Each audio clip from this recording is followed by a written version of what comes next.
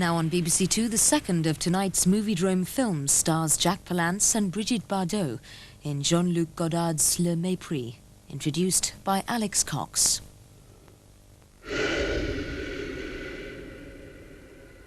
Le Mepris, alias Contempt, is Jean-Luc Godard's version of The Odyssey, or to be more precise, his version of an American film producer trying to make a film version of The Odyssey with a French screenwriter at Cinecittà Studios outside Rome.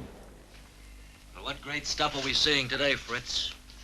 Each picture should have a definite point of view, Jerry. Dans chaque film, il doit y avoir une raison critique.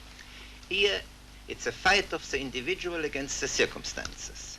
The eternal problem of the old Greeks. Oh, please. Ici, c'est le problème éternel des anciens Grecs. I don't know if you're able to understand it, Jerry. I certainly hope you can. It's a fight against the gods. The fight of Prometheus and Ulysses. C'est le combat contre les dieux, le combat d'Ulysse.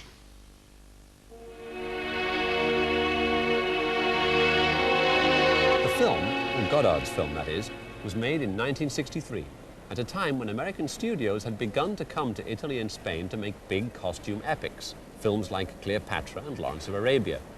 They don't do that anymore, of course, nor do they invest in big-budget British films like The Devils and Oh Lucky Man, the way they did in the early 70s.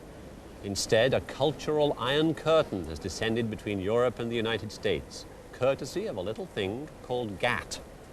GATT, as you're no doubt aware, is the General Agreement on Trades and Tariffs.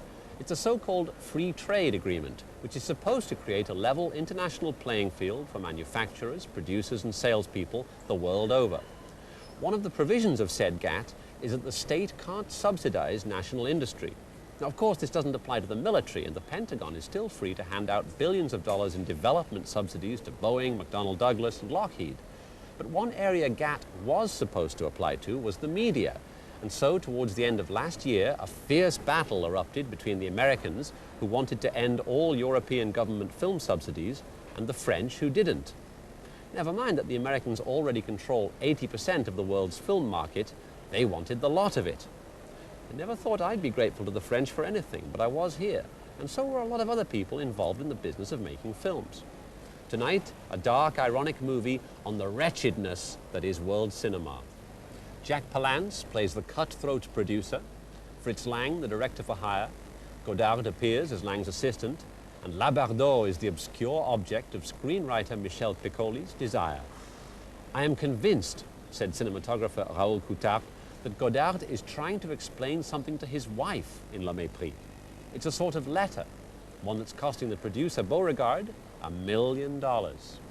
Godard is the master exponent of male-female misery, and the miserable scenes between Piccoli and his increasingly alienated wife are excellent. Philip Strick, in the Monthly Film Bulletin, did an elaborate analysis of similarities between Contempt and The Odyssey itself, and also discussed the film's very strategic use of color, blues versus reds, with yellow as the neutral shade. It's a stark but extraordinarily beautiful film.